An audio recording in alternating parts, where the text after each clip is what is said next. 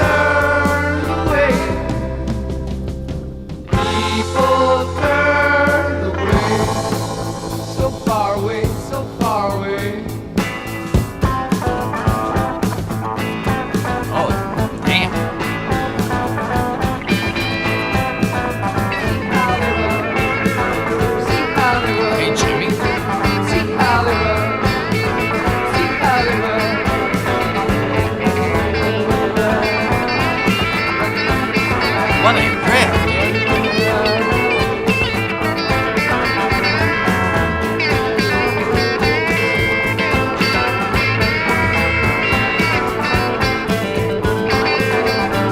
You still do the twist. Do you find you remember things that well?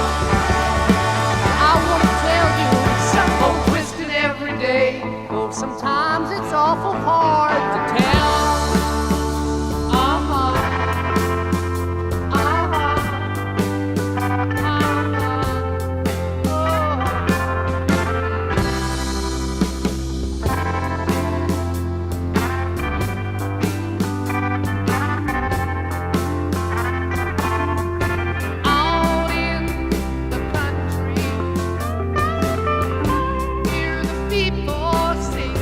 Bonham's been killing it, bro. Singing about the growing, Staying in there. knowing where they're going. Yeah.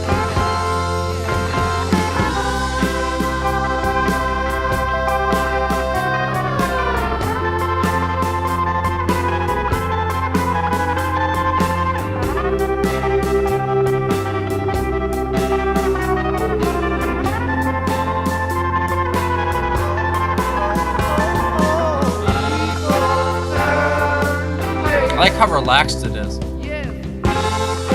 Turn away.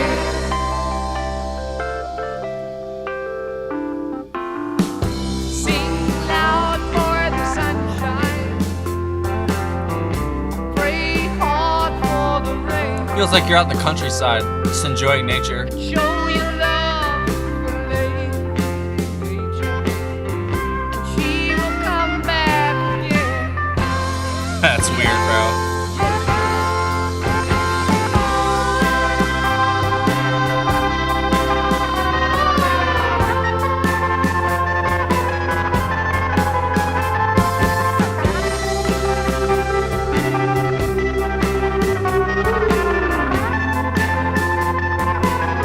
I wonder what Jimmy's using for this.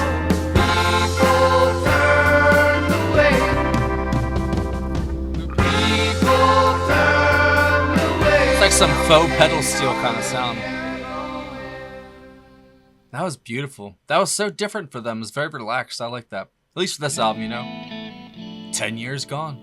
We're here finally.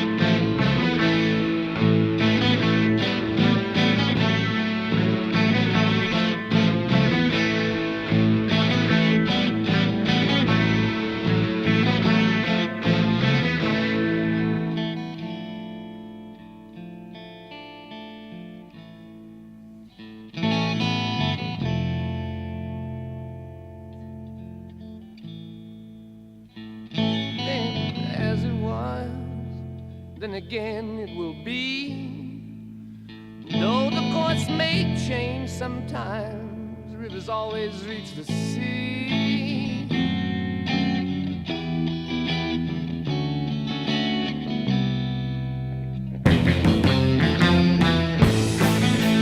Blind skies of fortune, each have separate ways.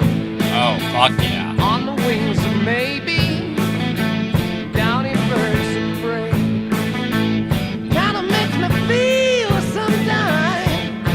John's in his zone, man. I can hear it.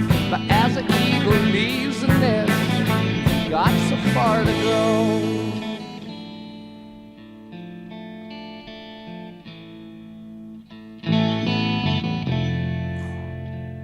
Fuck.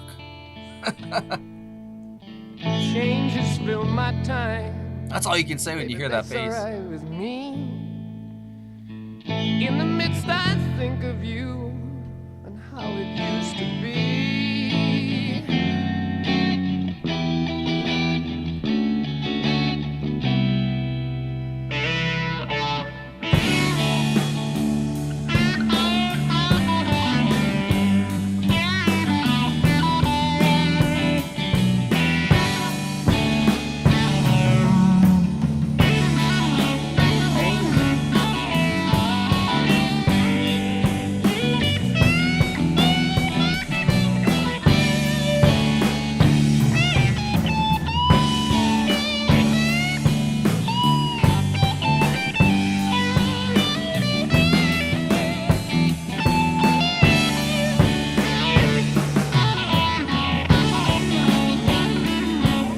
Oh, come on.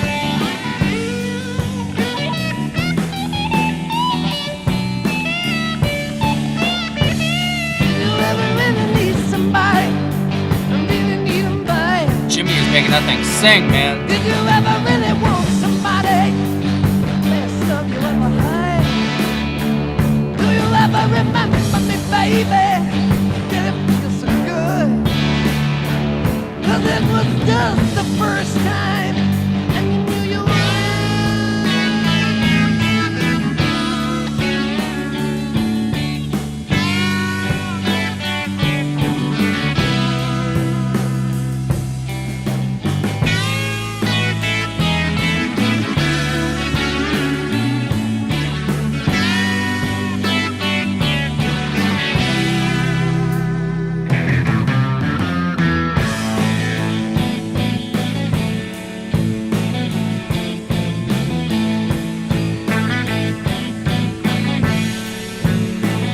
want this song to be playing every day in my daily life as I walk around. Everything would be epic. Taste of love along the way. See if ever spring. Kinda makes me feel sometimes. Didn't have to know. We are eagles, all one nest. The nest is in our soul.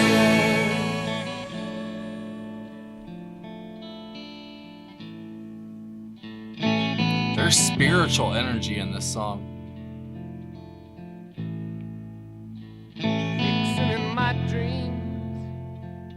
Surprise to me. Never You thought can feel it I'd in the see air. your face the way it used to be. Oh, darling. Oh, darling.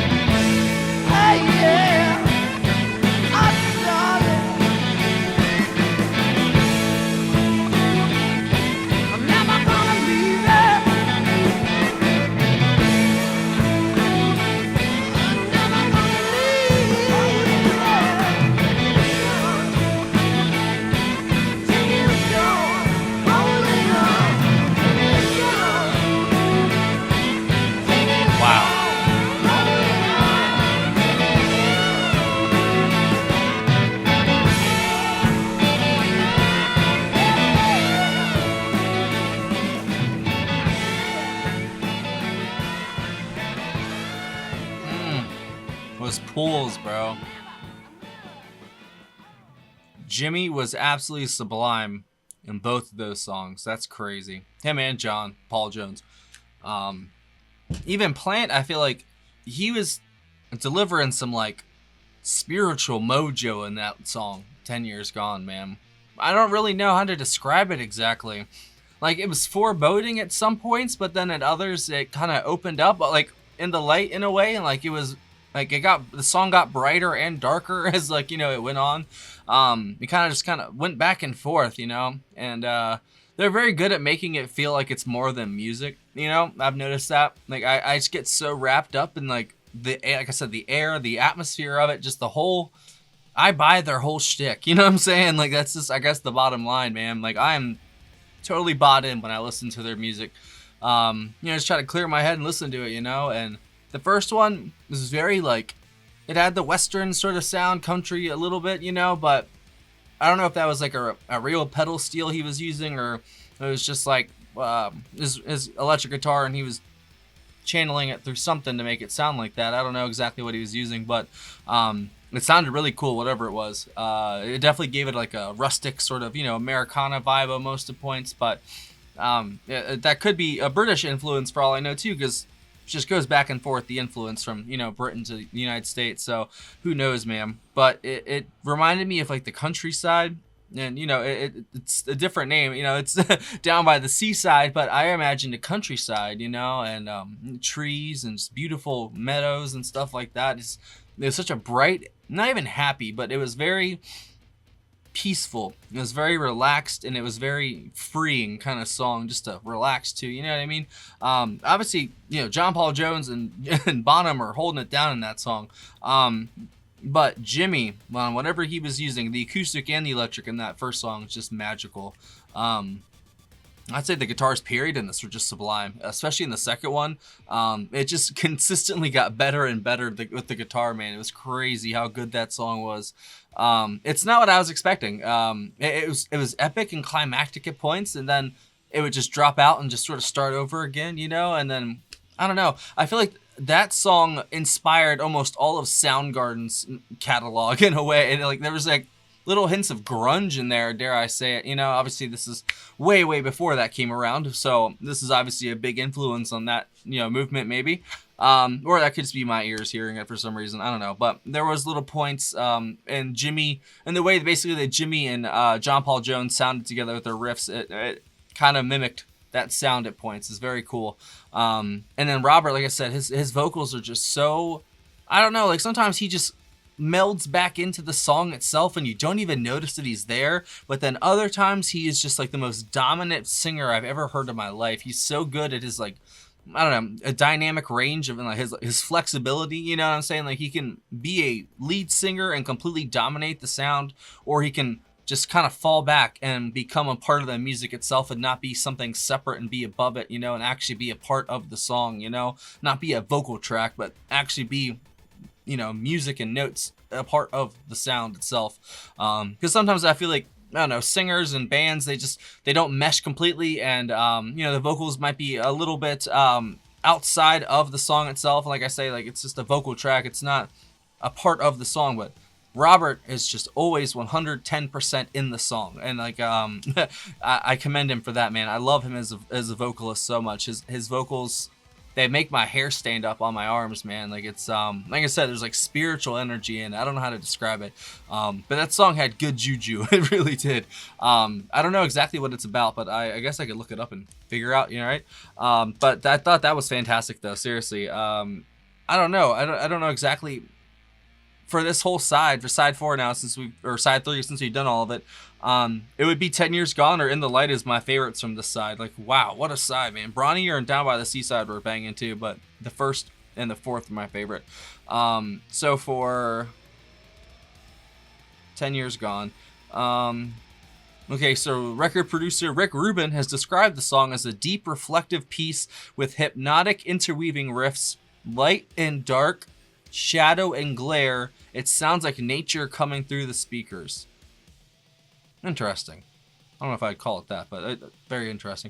So Jimmy Page had originally intended the song to be an instrumental piece. He recorded around 14 guitar tracks to overdub the harmony section. Robert Plant later added lyrics, which are dedicated to an old girlfriend who, 10 years earlier, made him choose either her or his music. Plant explained this in an interview in '75.